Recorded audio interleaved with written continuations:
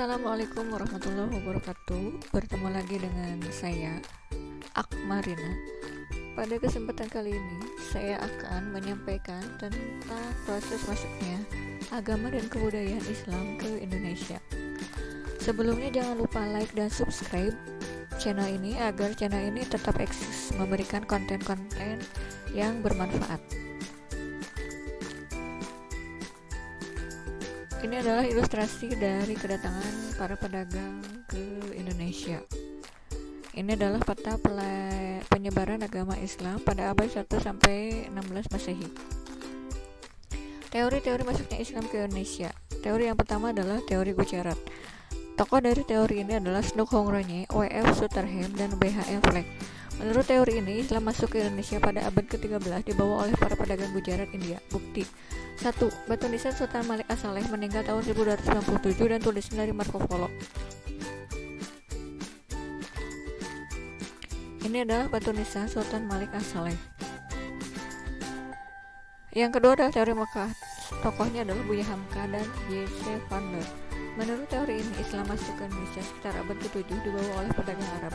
Bukti dari teori ini adalah 1. Ditemukannya makam Fatimah binti Marangkat tahun 1082 di Gresik, Jawa Timur. Yang kedua, ditemukannya makam Islam di Tralaya, Majapahit. Ini adalah makam Fatimah binti Maimun. Teori yang selanjutnya adalah teori Persia. Tokoh dari teori ini adalah Husain Jajadiningrat. Menurut teori ini, Islam dibawa ke Indonesia oleh orang-orang Persia sekitar abad ke-13. Buktinya adalah adanya kesamaan peringatan 1 Muharram di Indonesia dengan di Persia.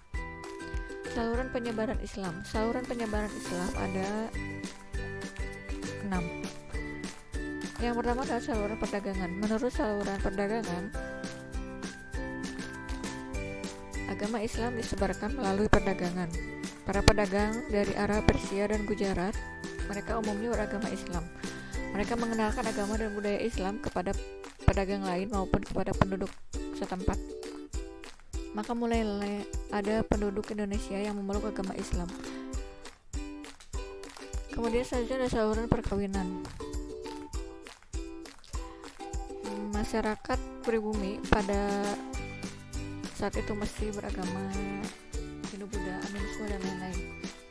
Para pedagang muslim dianggap sebagai kalangan yang terpandang. Hal ini menyebabkan banyak penguasa pribumi tertarik untuk menikahkan anak gadis mereka dengan para pedagang ini.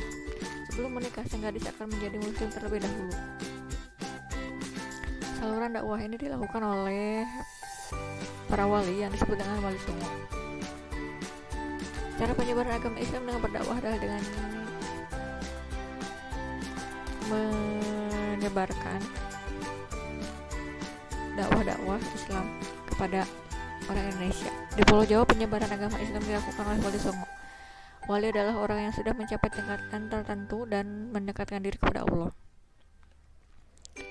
Saluran pendidikan.